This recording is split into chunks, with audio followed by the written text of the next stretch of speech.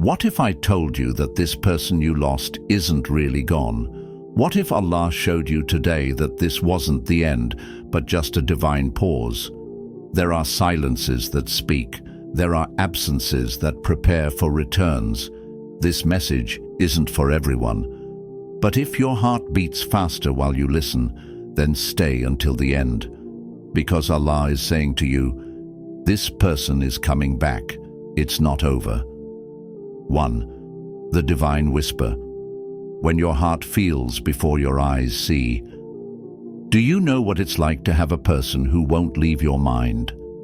Not because you're deliberately thinking about them, but because something inside you refuses to let them go. You're going about your day normally, and suddenly their name crosses your mind, a vivid memory, a familiar feeling, and your heart responds. It's in these moments that many wonder, is it me? Is it just missing something? Or is it Allah who wants me to understand something? But the heart knows. It knows that this is not a simple human emotion. It knows that it's deeper than that. There are thoughts that are sent, not fabricated. There are memories that are activated at the perfect moment for a reason known only to Allah. When your heart feels what it hasn't seen, it's because your soul has received a truth that your mind has not yet translated. Allah doesn't speak only through words or visible events. He also speaks through impressions, thrills, and subtle synchronizations. And when something must return to your life, He often begins by making your heart tremble. The heart in Islam is a sacred place. It is alive, sensitive, and receptive to divine will. Allah shapes it, tests it, consoles it, but also He leaves signals there.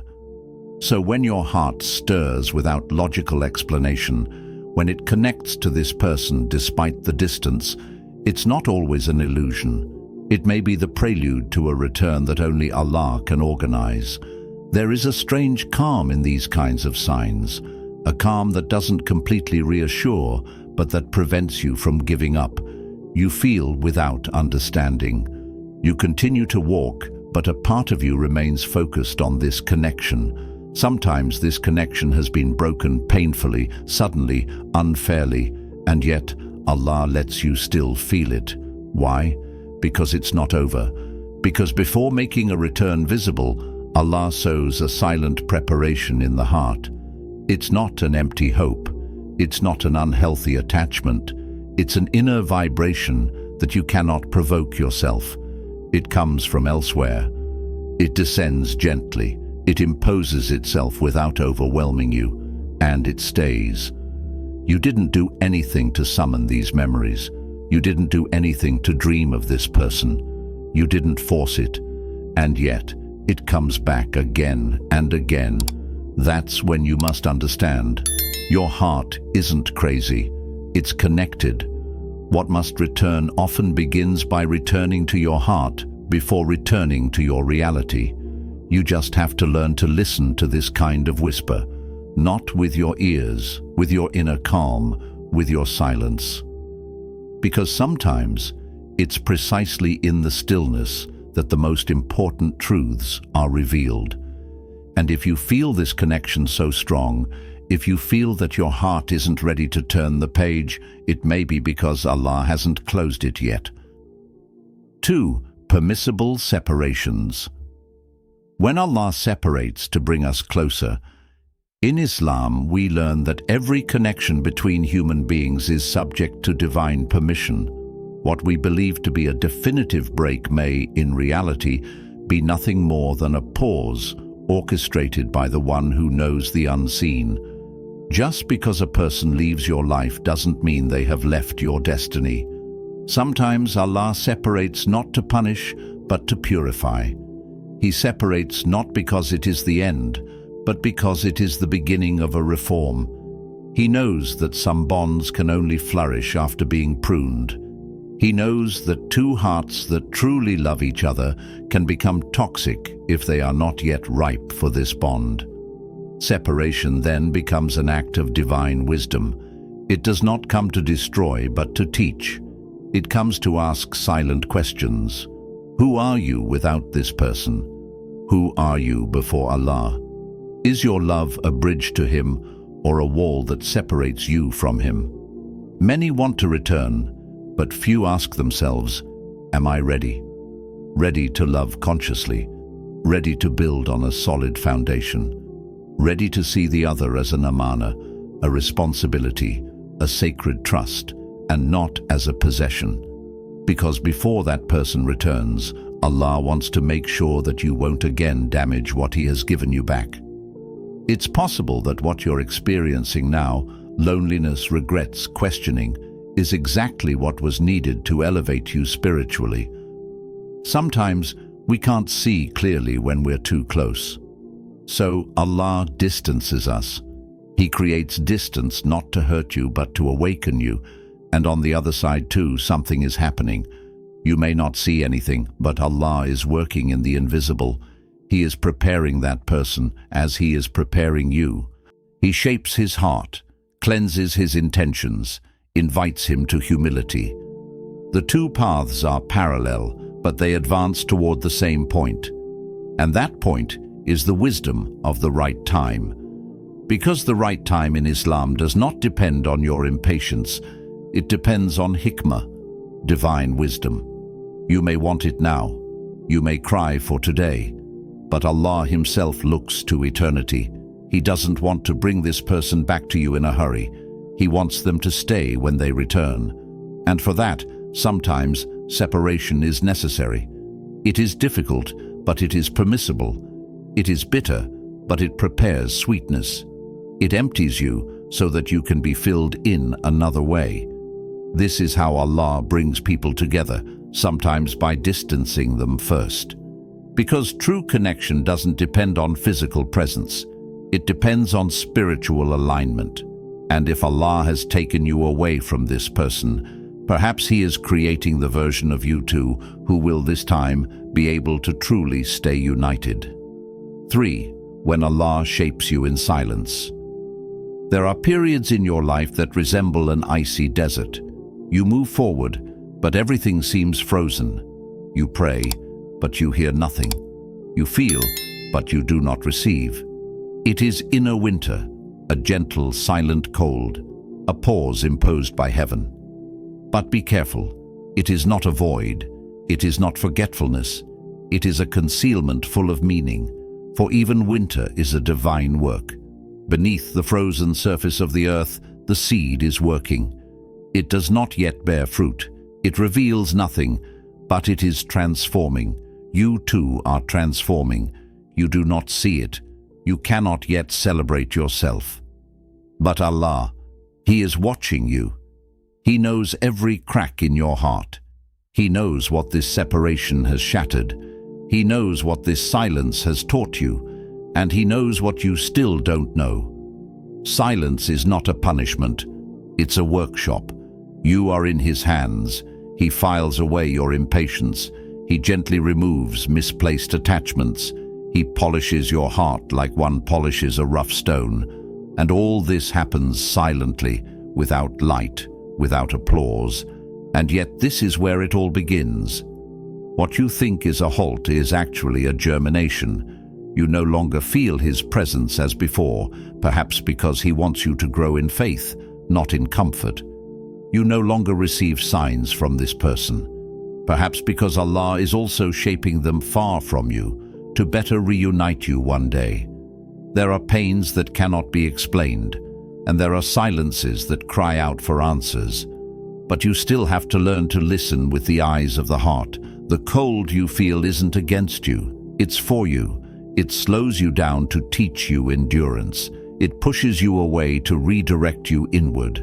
And in this interior, Allah installs things that no one else can ever offer you: stability, lucidity, sincerity. And if you still feel this connection despite the winter, it's no coincidence. It's perhaps the only thread that spring has left visible to tell you, I'm coming back. For when Allah forms in silence, it's because He is preparing a beauty that noise could never build. And when He is finished, when hearts have been purified by the frost, spring will come, not with a bang, but with clarity. True connections blossom again, not by the strength of our efforts, but by the permission of the one who turns the seasons of the soul. You are not abandoned, you are being transformed. 4. Invocations that turn souls around. Do you think you can't do anything? Do you think it's over because the person is far away, silent, absent? Do you think you're powerless? You're wrong. In Islam, the believer's weapon is dua, and it's not symbolic. It's real, living, active. It moves the heavens. It transforms hearts. It turns the most rigid situations around. You are not passive. You are never without a solution as long as your hands are raised. Don't run after others. Don't harass human answers. Turn to As-Sama, the one who hears everything, the one who hears even the silence of your pain. Do you want this person to come back? Start by returning to Allah. Invoke, insist, cry, and above all, believe. Because every sincere dua is a knock on destiny's door. And sometimes Allah leaves that door closed for a moment, not to ignore you, but so that your faith may become stronger than your frustration. People may tell you, let it go, move on. But if they don't know what your heart feels, it's not up to them to decide when you should give up. It's not their connection, it's not their trial, it's yours. And perhaps Allah gave you this connection as a springboard to Him, not as a prison. Make the other's silence a vibrant cry to heaven. Transform your waiting into worship. Make your pain a space for dialogue with your Lord. Don't think that your dua is lost in the void. Every word, every breath you address to Allah is recorded. And sometimes the answer doesn't come in the form of an immediate miracle, but in the form of invisible changes that slowly rewrite your story. Are you crying? Perfect. Tears are the ink of sincere dua. Can't find the words? Your heart speaks for you. Allah understands sighs. Do you feel alone? You are not. Every time you invoke Him, you are heard. Every time you call on Him, you are accompanied. And all it takes is one decree from Allah, just one, for that person to return. Not when you want it, but when the time is right. And when it happens, you will know it's not because you forced it. It's because you invoked with sabr, with ikhlas, with trust. Destinies change, hearts return, but not by magic, by Allah's permission and by the power of sincere dua. So raise your hands, not to supplicate a creature, but to invoke the creator of your bond. For when Allah decides the time is right, nothing and no one can prevent this return. 5. When returning is a test, not a gift. Everyone wants the other person to come back, but very few ask themselves, what next? You pray, you cry, you call on Allah for him or her to come back. But ask yourself this question: have you understood why this person left in the first place? Because returning isn't always an answer to a prayer. Sometimes it's a trial, a test, a way for Allah to see if you've evolved, if you've learned, or if you're just nostalgic for something you still haven't understood. You want him or her to come back, but are you ready? Ready to welcome this person without making the same mistakes? Ready to love with taqwa, not with dependency? Ready to respect the boundaries Allah has taught you in your absence? Returning is beautiful on the surface, but deep down it's a mirror. It shows you who you've become. It brings you face to face with your old self, your behavior, your choices, your poorly healed wounds. And if Allah allows this return, it's not always so that it lasts. Sometimes it's just so you can see clearly, so you can see that this bond, as it wasn't healthy, and that what you called love was perhaps a wounded ego, misplaced attachment, or a bond woven in haram. So Allah makes you relive the scene. He brings you face to face with this person, and He looks, not at your emotion, but at your reaction. Will you fall back into the same actions, the same habits, the same lack of boundaries? Or will you approach this return with clarity, wisdom, and submission to Allah? You see, what you call a gift, Allah may call a test. The return is not guaranteed, and even when it comes, it may not be meant to last, but it is always there to teach you something. Perhaps Allah wants you to see this person one last time, to bring closure and peace. Perhaps He wants to test you. Will you idolize the bond to the point of forgetting your principles? Will you sacrifice your inner peace to relive an illusion? Or will you stand up this time with strength and faith to lay the healthy foundations of a love aligned with Him? Emotion should not rule, taqwa should. Because without taqwa, even the most beautiful return becomes a disguised trap. But if you approach it seriously, with faith, with discipline, then yes, the return can become a new beginning. Not a simple step backward, but an elevation, this time guided by what you understood during the separation. So don't be blinded by the joy of rediscovering. Be enlightened by the responsibility of rebuilding. And remember, Allah does not offer a bond to distract you. He allows it to test you. 6. It's not over. Because Allah hasn't said it's over. It's not over. Do you hear it? That soft, discreet, yet powerful whisper.